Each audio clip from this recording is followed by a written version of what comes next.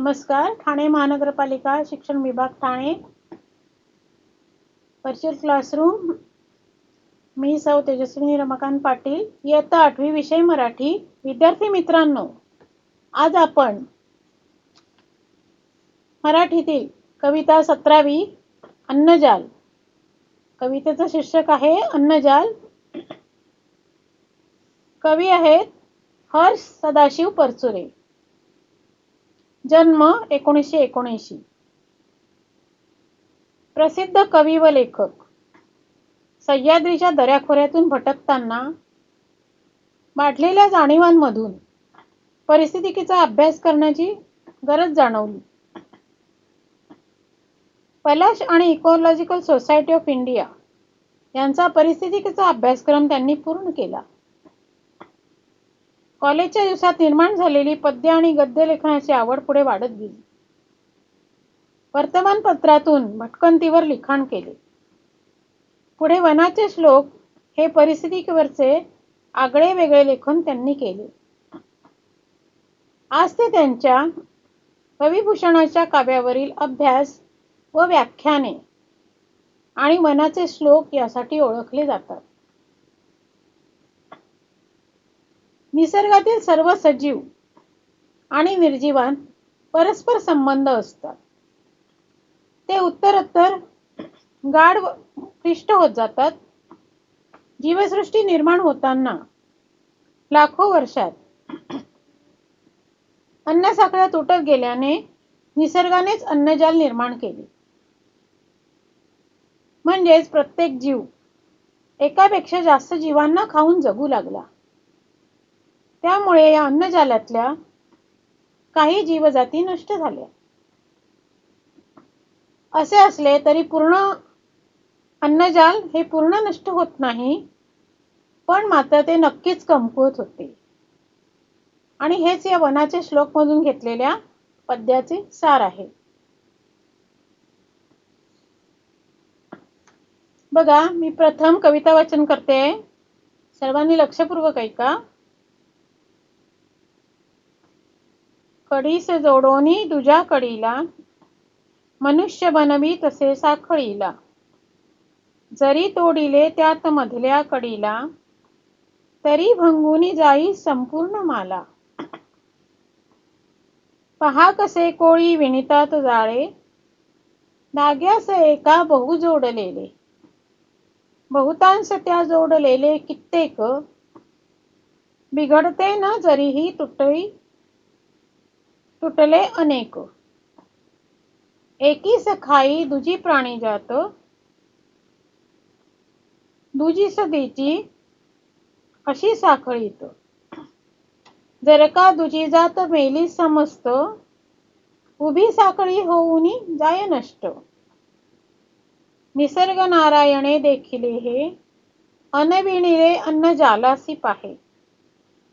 जरी प्राणजाती किती लोपल्या रे, तरीही टिकोनी महाजाल राहे. तगले असे की महाजाल रेते, तरीही जाणा ते क्षीण होते. मारीत जाता बहुप्राणी जाती, तुटोनी संपेल ते जाल पुढती.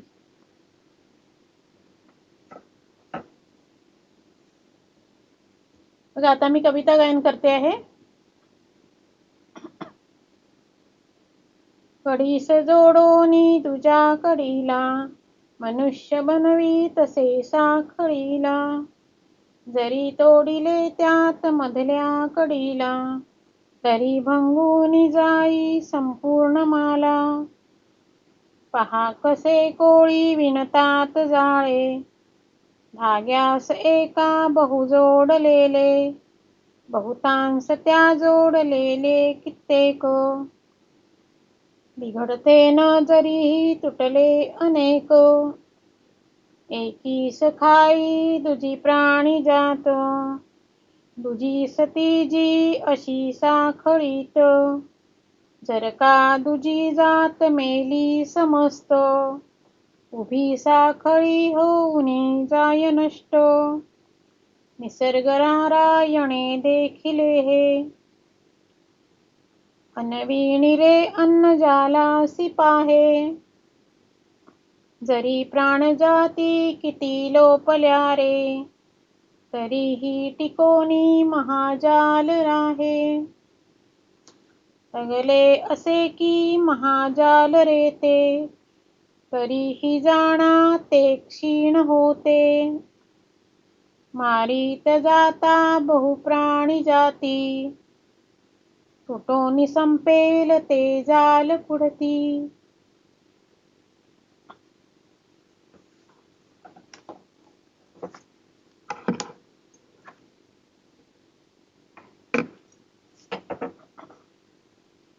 पहा, पहिलं चरण आहे, कडीस जोडोनी दुजा कडीला, मनुष्य बनवी तसे साखळीला. जरी तोडिले त्यात मधल्या कडीला, तरी भंगुनी जाई संपूर्ण माला. निसर्गातील जीवसृष्टीच्या अन्नसाखळीविषयी अत्यंत मूल्यवान संदेश देताना कवी म्हणतात, एक कडी दुसऱ्या कडीत गोवून, कडीला कडी जुळवून माणूस साखळी बनवतो. आपण साखळी पाहिलेली आहेतच. एक कडीला जोडून दुसरी कडी जोडलेली असते आणि अशा प्रकारे साखळी तयार होते. साखळीची निर्मिती कडीला कडी जोडून होते. पण या साखळीतील जर मधलीच कडी तुटली किंवा तोडली तर मात्र ती साखळी नष्ट होते. ती गुंफलेली माला विस्कटून जाते, तुटून जाते. आता पहा, यामध्ये शब्द आहेत, नवीन शब्द आहेत आपल्याला. अन्नजाल, पहिला आपण शीर्षक वाचलं, अन्नजाल. अन्नजाल म्हणजे अन्न साखळी.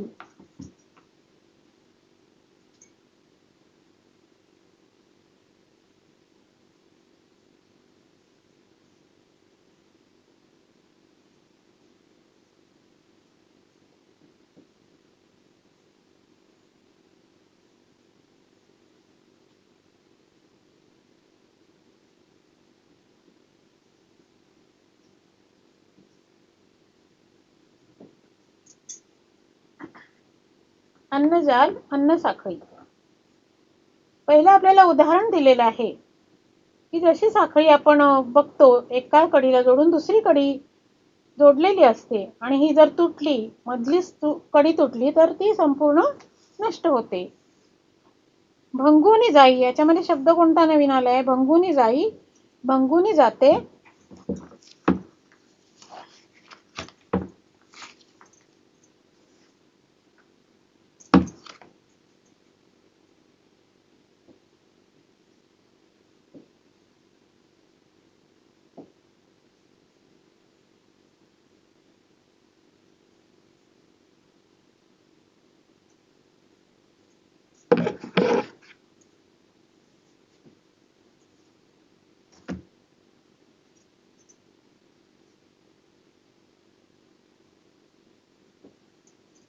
भंगुनी जाई, तुटते.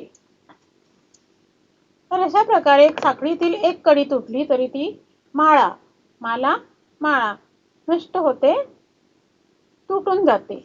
माला, माळ.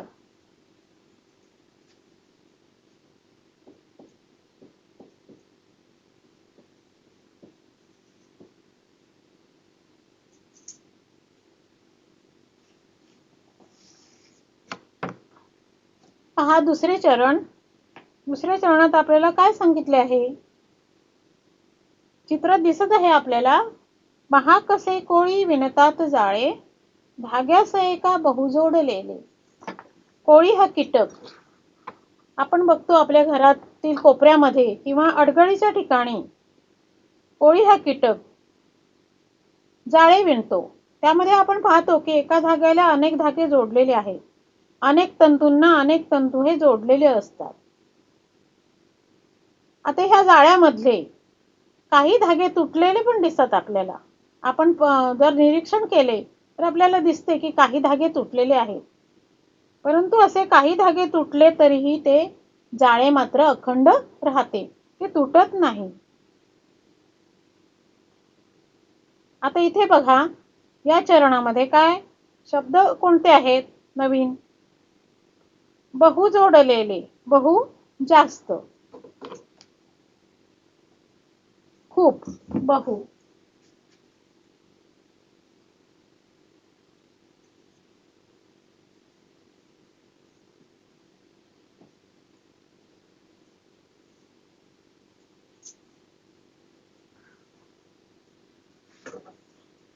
एका धाग्यात अनेक धागे जोडलेले असतात. एका तंतूमध्ये अनेक तंतू जोडलेले असतात आणि त्यातील काही तुटले तरीही ते जाळे अखंड राहते.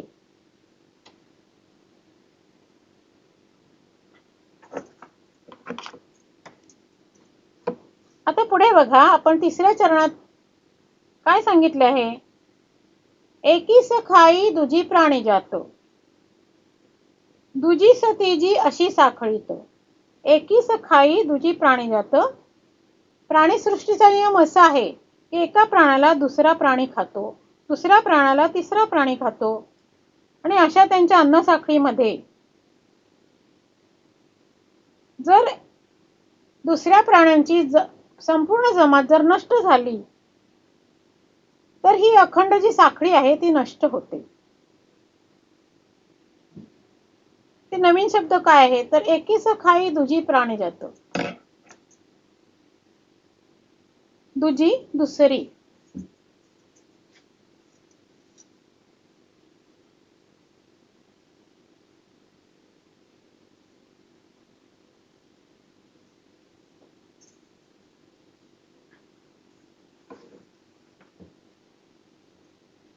आपल्याला माहित आहे की छोट्या कीटकांना मोठे कीटक खातात आणि त्यानंतर त्यांना मोठे प्राणी खातात, त्यानंतर त्यापेक्षाही मोठे प्राणी त्यांना खातात. तर अशा प्रकारे आता ह्या चित्रात सुद्धा आपण पाहतो आहोत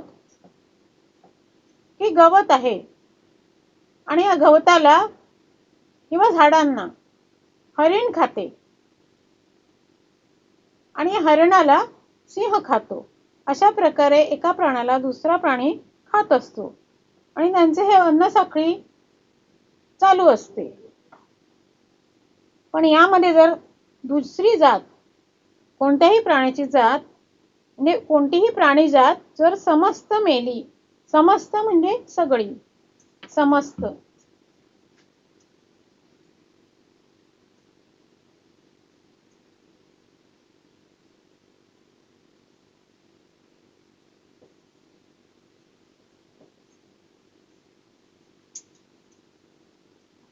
सगळी, सर्व मेली, नष्ट झाली, लोप पावली किंवा नष्ट झाली तर काय होते? ही जी अन्न साखळी आहे ही नष्ट होऊन जाते, संपून जाते.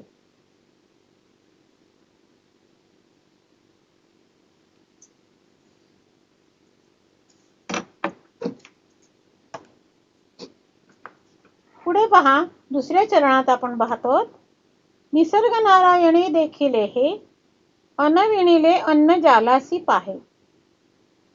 निसर्ग नारायण, निसर्ग देव जो आहे त्याने हे पाहिले व अन्न साखळीचे आणि ती मध्येच तुटण्याचे रहस्य त्याने जाणले. त्याने हे दिव्य दृष्टीने पाहिले आणि जरी अनेक प्राणीजाती नष्ट झाल्या तरी अन्न साखळीचे महाजाल टिकून राहील, अक्षय राहील असे अन्नजाल निसर्ग नारायणाने निर्माण केले. आपण चित्रात पाहतोय की एका प्राण्याला दुसरा प्राणी खातो आणि दुसऱ्याला तिसरा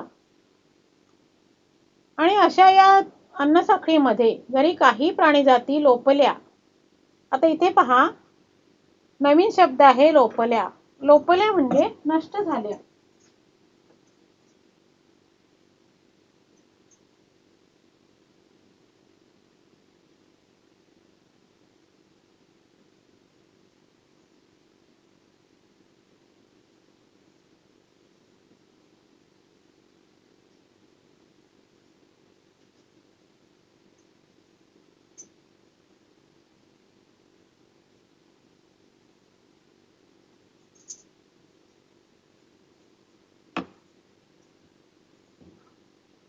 अनेक प्राणीजाती जरी नष्ट झाल्या, लोपल्या तरीही हे अन्नजाल अक्षय राहील, अखंड राहील असे अन्नजाल निसर्ग नारायणाने निर्माण केले. तरीही टिकोनी महाजाल राहे. टिकणे, राहणे, अक्षय राहणे, टिकणे, अक्षय राहणे, कायम राहणे.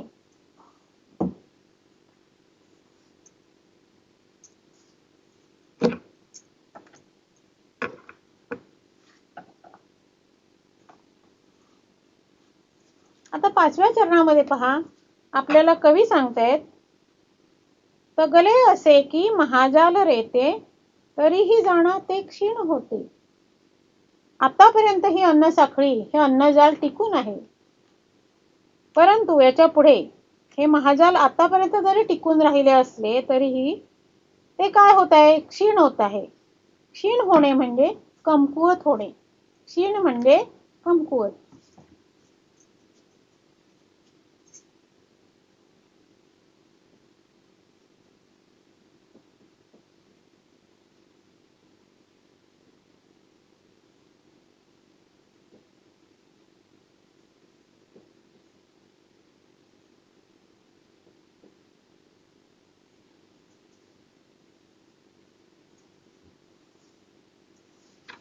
क्षीण होणे, कमकुवत होणे.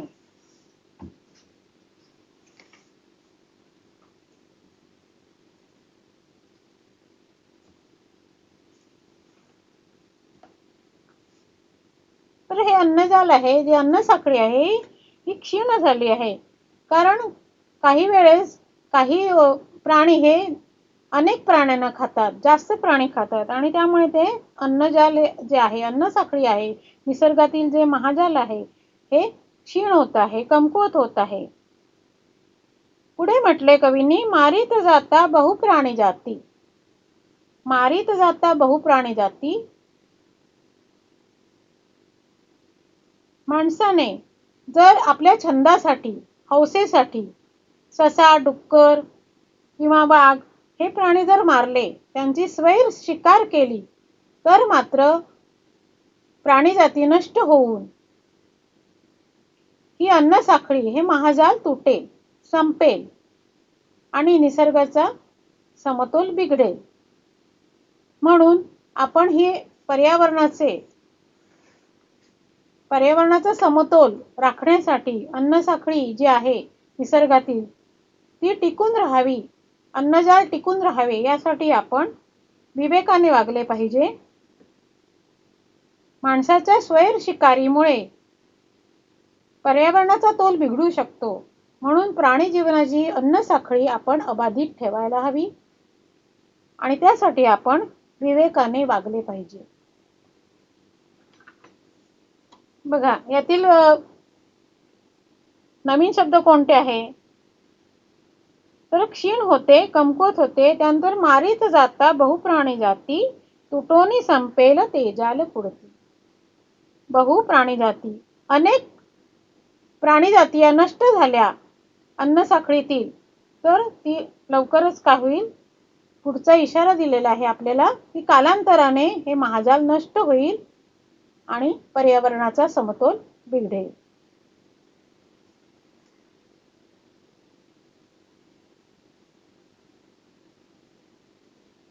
जीवो जीवस्य जीवनम हा प्राण्यांच्या जीवनाचा मूलमंत्र आहे. कवींनी आपल्याला या कवितेतून इशारा दिला आहे की या प्रक्रियेत काही प्राणीजाती लोप पावल्या, नष्ट झाल्या, तरी महाजाल तुटणार नाही. पण माणसाने स्वतःच्या छंदासाठी जर प्राण्यांची नाहक हत्या केली, तर मात्र हे महाअन्नजाल तुटेल आणि कालांतराने संपून जाईल. म्हणून मानवाने प्राणीजातींच्या जीवनात ढवळाढवळ करू नये, असा संदेश या कवितेतून आपल्याला कवींनी दिला आहे.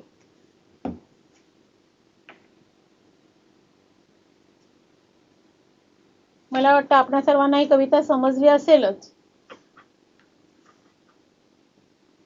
अगदी सोप्या सोप्या उदाहरणांनी आपल्याला ही कविता कवींनी स्पष्ट केलेली आहे. आता आपण पान नंबर 79 वरील स्वाध्याय सोडूया. प्रश्न पहिला आहे, अन्नजालाचे महत्त्व पटवून देण्यासाठी कवीने दिलेली 2 उदाहरणे. आता पहिल्याच चरणात आपण पाहिलं, पहिल्याच कडव्यात आपण पाहिलं की आपल्याला अन्नजालाचे महत्त्व पटवून देण्यासाठी त्यांनी कोणती उदाहरणे दिली आहेत.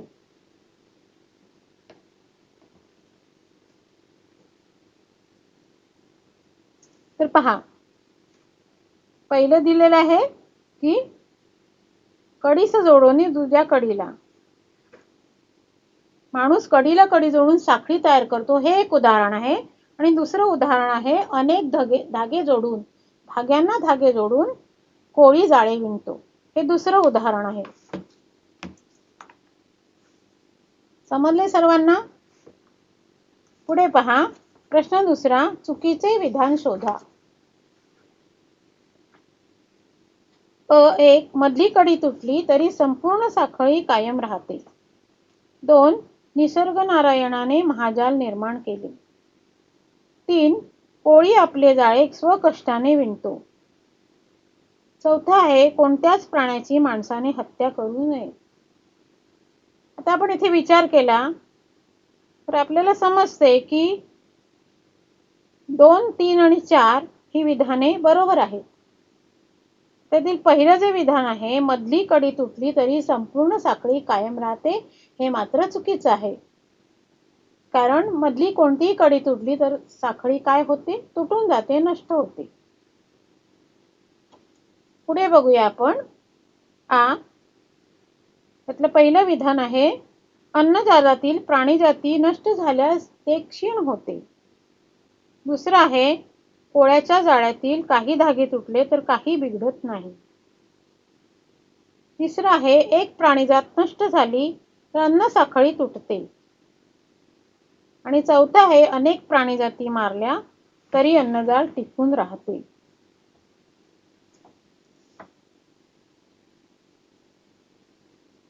तर यातील चुकीचं काय आहे? आपण विचार केला तर आपल्याला समजते की चौथं जे आहे, चौथं विधान जे आहे, बाकीची वरची 1, 2, 3 ही तिन्ही विधाने बरोबर आहेत.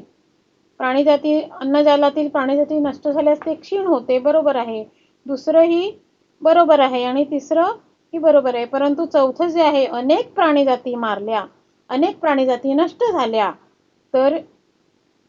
तरी अन्नजाल टिकून राहते, हे चुकीचं विधान आहे. कारण अनेक प्राणीजाती नष्ट झाल्या तर अन्नजाल संपून जाते, नष्ट होते.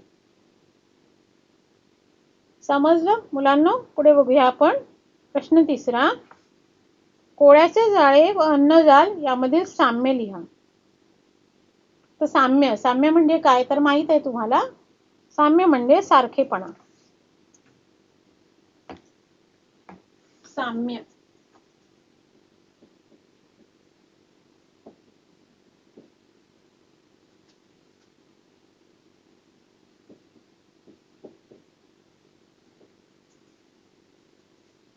तर आता कोळ्याचे जाळे आणि अन्नजाल्यामध्ये सारखेपणा काय आहे? तर पहा, आपण निरीक्षण करतो, कोळ्याचे जाळे आपण अनेक वेळा पाहिलेले आहे. तर त्यात काय असतं? अनेक धागे एकास एक जोडून कोळी जाळे तयार करतो, कोळी जाळे विणतो, हा एक सारखेपणा आहे.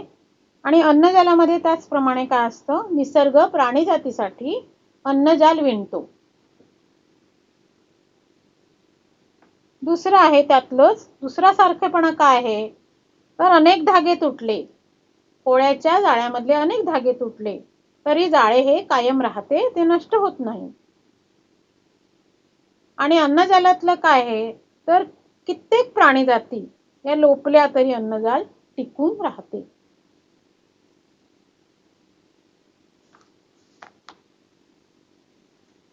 पुढे प्रश्न चौथा आहे, खालील कृतीचा घटनेचा परिणाम लिहा. मानवाने प्राण्यांना मारले तर. तुम्हाला माहिती आहे, अनेक जण शिकार करतात आपला छंद म्हणून, हौस म्हणून. तर आता मानवाने प्राण्यांना मारले तर काय होईल? बघा,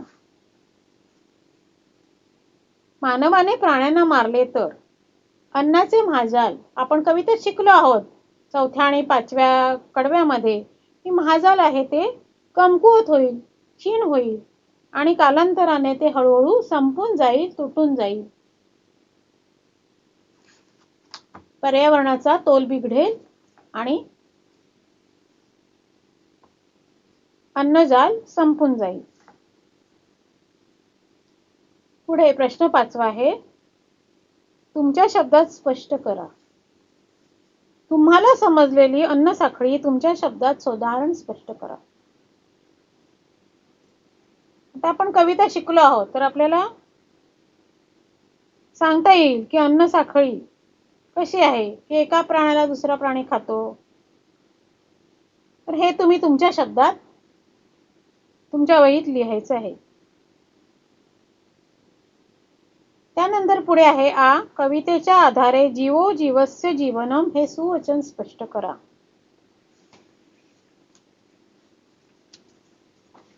कविता शिकवताना स्पष्टीकरण करताना मी सांगितलेलं आहे तुम्हाला, जीवो जीवस्य जीवनम हे प्राणी जीवनाचे सूत्र आहे. म्हणजे एक प्राणी इतर प्राण्यांना खाऊन जगतो, हे त्यांचे उदरनिर्वाहाचे साधन असते. अशी ही अन्न साखळी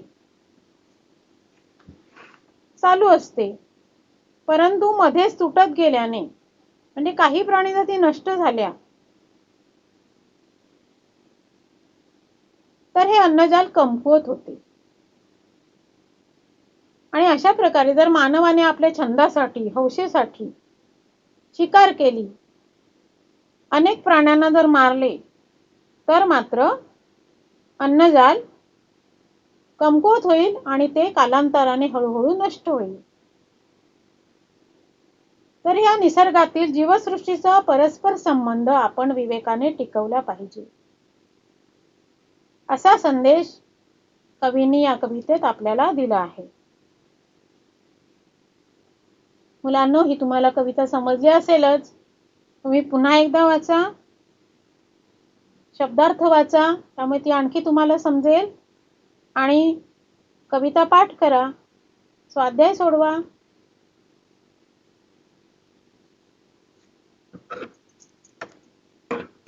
धन्यवाद.